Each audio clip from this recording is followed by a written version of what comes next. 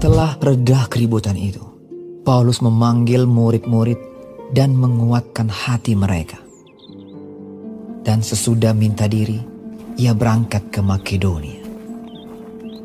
Ia menjelajah daerah itu dan dengan banyak nasihat menguatkan hati saudara-saudara di situ.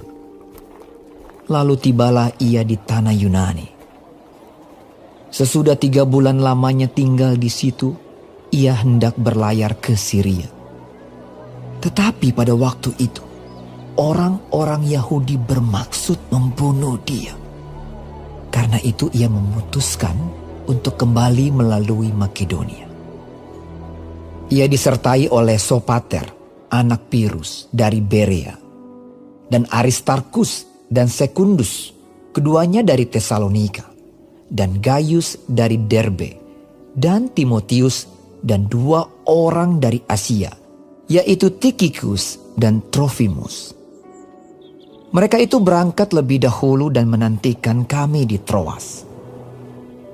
Tetapi sesudah hari raya roti tidak beragi, kami berlayar dari Filipi dan 4 hari kemudian sampailah kami di Troas dan bertemu dengan mereka.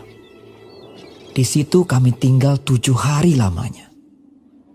Pada hari pertama dalam minggu itu, ketika kami berkumpul untuk memecah-mecahkan roti, Paulus berbicara dengan saudara-saudara di situ, karena ia bermaksud untuk berangkat pada keesokan harinya. Pembicaraan itu berlangsung sampai tengah malam. Di ruang atas di mana kami berkumpul, dinyalakan banyak lampu. Seorang muda bernama Eutikus duduk di jendela. Karena Paulus amat lama berbicara, orang muda itu tidak dapat menahan kantuknya. Akhirnya ia tertidur lelap dan jatuh dari tingkat ketiga ke bawah. Ketika ia diangkat orang, ia sudah mati. Tetapi Paulus turun ke bawah.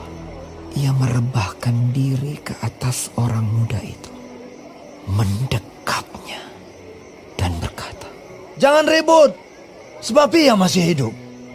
Setelah kembali di ruang atas, Paulus memecah-mecahkan roti lalu makan. Habis makan, masih lama lagi ia berbicara, sampai fajar menyingsing. Kemudian ia berangkat. Sementara itu mereka mengantarkan orang muda itu hidup ke rumahnya. Dan mereka semua merasa sangat terhibur. Kami berangkat lebih dahulu ke kapal dan berlayar ke Asos, dengan maksud untuk menjemput Paulus di situ sesuai dengan pesannya, sebab ia sendiri mau berjalan kaki melalui darat. Ketika ia bertemu dengan kami di Asos, kami membawanya ke kapal, lalu melanjutkan pelayaran kami ke Metilene.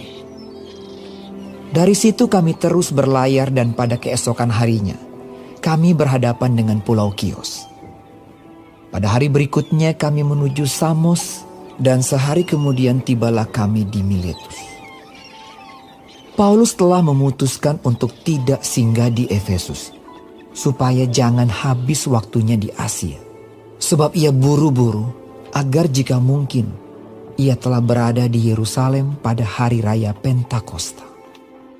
Karena itu ia menyuruh seorang dari Miletus ke Efesus dengan pesan supaya para penatua jemaat datang ke Miletus.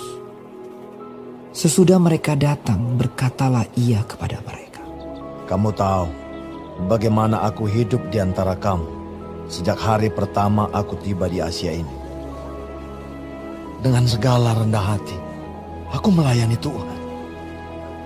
Dalam pelayanan itu aku banyak mencucurkan air mata dan banyak mengalami pencobaan dari pihak orang Yahudi yang mau membunuh aku. Sungguh pun demikian, aku tidak pernah melalaikan apa yang berguna bagi kamu. Semua aku beritakan dan kuajarkan kepada kamu, baik di muka umum maupun dalam perkumpulan-perkumpulan di rumah kamu. Aku senantiasa bersaksi kepada orang-orang Yahudi dan orang-orang Yunani, supaya mereka bertobat kepada Allah dan percaya kepada Tuhan kita, Yesus Kristus. Tetapi sekarang, sebagai tawanan roh, aku pergi ke Yerusalem dan aku tidak tahu apa yang akan terjadi atas diriku di situ, selain daripada yang dinyatakan Roh Kudus dari kota ke kota kepadaku, bahwa penjara dan sengsara menunggu aku. Tetapi aku tidak menghiraukan nyawaku sedikit pun, asal saja aku dapat mencapai garis akhir dan menyelesaikan pelayanan yang ditugaskan oleh Tuhan Yesus kepadaku untuk memberi kesaksian tentang Injil kasih karunia Allah. Dan sekarang aku tahu bahwa kamu tidak akan melihat mukaku lagi. Kamu sekalian yang telah kukunjungi untuk memberitakan kerajaan Allah. Sebab itu, pada hari ini aku bersaksi kepadamu bahwa aku bersih, tidak bersalah terhadap siapapun yang akan binasa. Sebab aku tidak lalai memberitakan seluruh maksud Allah kepadamu. Karena itu, jagalah dirimu dan jagalah seluruh kawanan, karena kamulah yang ditetapkan Roh Kudus menjadi penilik untuk menggembalakan jemaat Allah yang diperolehnya dengan darah anaknya sendiri. Aku tahu bahwa sesudah aku pergi, serigala-serigala yang ganas akan masuk ke tengah-tengah kamu dan tidak akan menyayangkan kawanan itu. Bahkan dari antara kamu sendiri akan muncul beberapa orang yang dengan ajaran palsu, mereka berusaha menarik murid-murid dari jalan yang benar dan supaya mengikut mereka. Sebab itu, berjaga-jagalah dan ingatlah bahwa aku 3 tahun lamanya, siang malam dengan tiada berhenti-hentinya, menasihati kamu masing-masing dengan mencucurkan air mata. Dan sekarang aku menyerahkan kamu kepada Tuhan dan kepada firman kasih karunia-Nya yang berkuasa membangun kamu dan menganugerahkan kepada kamu bagian yang ditentukan bagi semua orang yang telah dikuduskannya. Perak atau emas atau pakaian tidak pernah aku ingini dari siapapun juga. Kamu sendiri tahu bahwa dengan tanganku sendiri aku telah bekerja untuk memenuhi keperluanku dan keperluan kawan-kawan seperjalananku. Dalam segala sesuatu telah kuberikan contoh kepada kamu bahwa dengan bekerja demikian kita harus membantu orang-orang yang lemah dan harus mengingat perkataan Tuhan Yesus. Sebab Ia sendiri telah mengatakan, adalah lebih berbahagia memberi daripada menerima. Sesudah mengucapkan kata-kata itu, Paulus berlutut dan berdoa bersama-sama dengan mereka semua. Maka menangislah mereka semua terseduh-seduh sambil memeluk Paulus. Mereka berulang-ulang mencium dia. Mereka sangat berduka cita. Terlebih-lebih karena ia katakan bahwa mereka tidak akan melihat mukanya lagi. Lalu mereka mengantar dia ke kapal.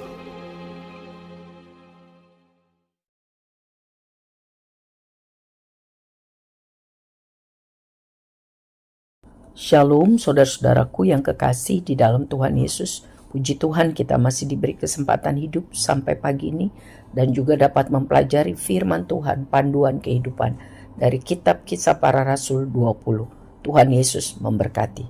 Saudara, ini kisah Tuhan memakai Paulus, dipenuhi Roh Kudus, melakukan pelayanan misi penginjilan dari Makedonia ke Troas, dari Troas ke Miletus, ya, dan perpisahan Paulus dengan penatua jemaat Efesus.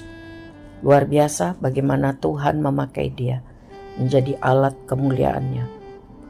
Ya, Paulus benar-benar seorang misionaris.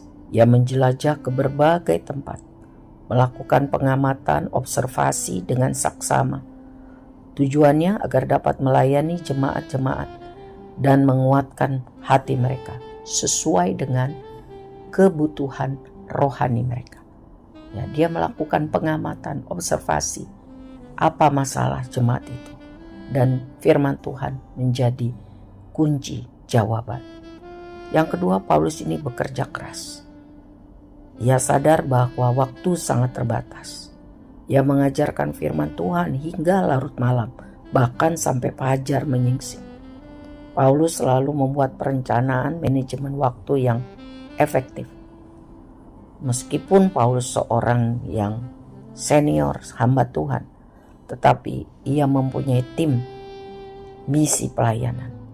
Ia memerlukan dukungan orang lain dan ia sangat menghargai dukungan tim pelayanannya.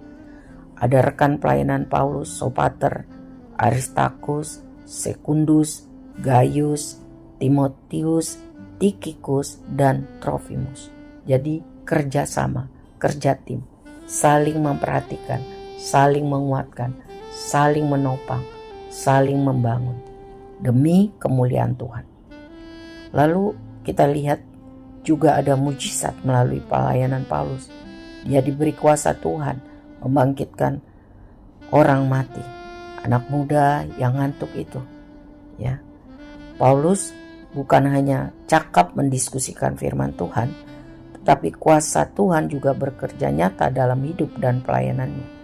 Ya, melalui mujizat dalam hidup Etikus. Tuhan memakai dia karena dia sungguh-sungguh.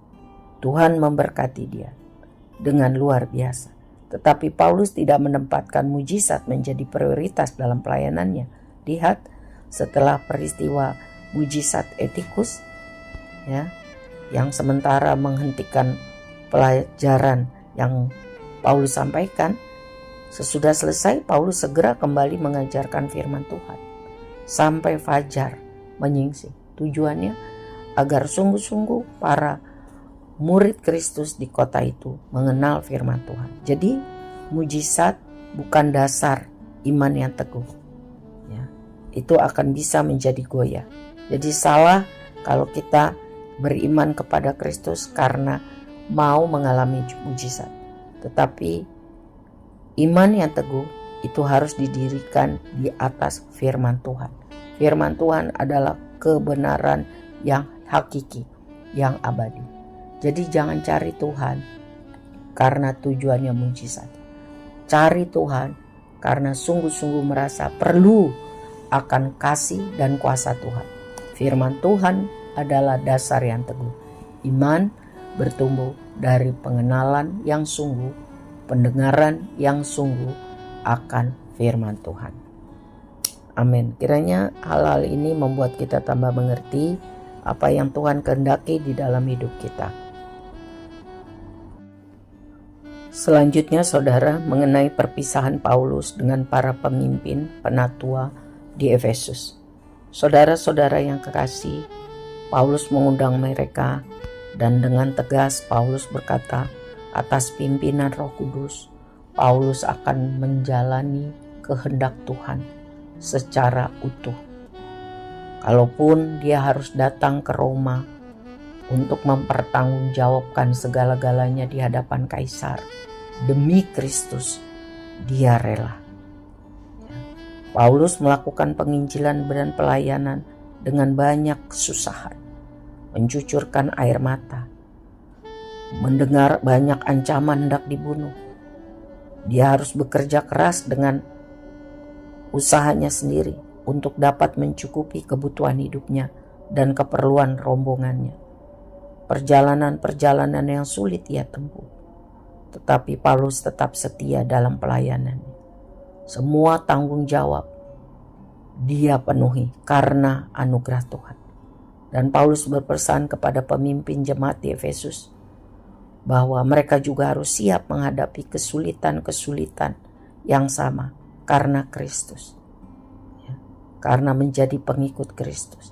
Sebab penyebaran firman Tuhan, pemeliharaan jemaat Tuhan adalah tugas yang berat tidak main-main. Akan ada banyak kesusahan. Akan ada orang-orang berperilaku seperti serigala yang sadis, membunuh, menghancur leburkan persatuan jemaat. Akan ada ajaran-ajaran sesat yang mau menyimpang. Sebab itu Paulus mengingatkan bahwa harus para pemimpin di jemaat Efesus melakukan pekerjaan Tuhan dengan sungguh-sungguh.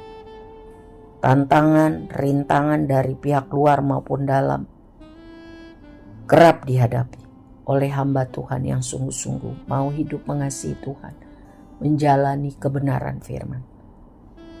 Pelayanan yang sungguh-sungguh menjadi hamba Tuhan sebenarnya bukan pekerjaan yang enak, menguntungkan, mendatangkan kekayaan, bukan. Tetapi harus siap memikul salib, mengikut Yesus, bahkan membayar dengan nyawa sekalipun. Tetapi Tuhan setia. Tuhan tidak akan meninggalkan hamba-hambanya yang sungguh-sungguh. Kekuatan dari Tuhan dan juga dukungan dari sesama hamba Tuhan, ya, menolong, memberi kekuatan setiap hari. Ketika Paulus merasa lelah secara fisik dan rohani, teman-temannya, timnya berdoa, berlutut bersama-sama, mendukung dia, sehingga Paulus tidak pernah sendirian. Ada Tuhan yang menolong dan ada teman-teman yang mendukung. Ini pelajaran baik buat kita saudara, untuk saling mendoakan, saling memperhatikan, agar seluruh kita boleh berdiri teguh, tidak goyah karena kesusahan hidup apapun, dan dapat menyelesaikan semua tugas tanggung jawab yang Tuhan percayakan. Setiap hari memberi diri, hidup dipimpin oleh Roh Kudus. Amin. Tuhan memberkati kita menjadi pelaku firman.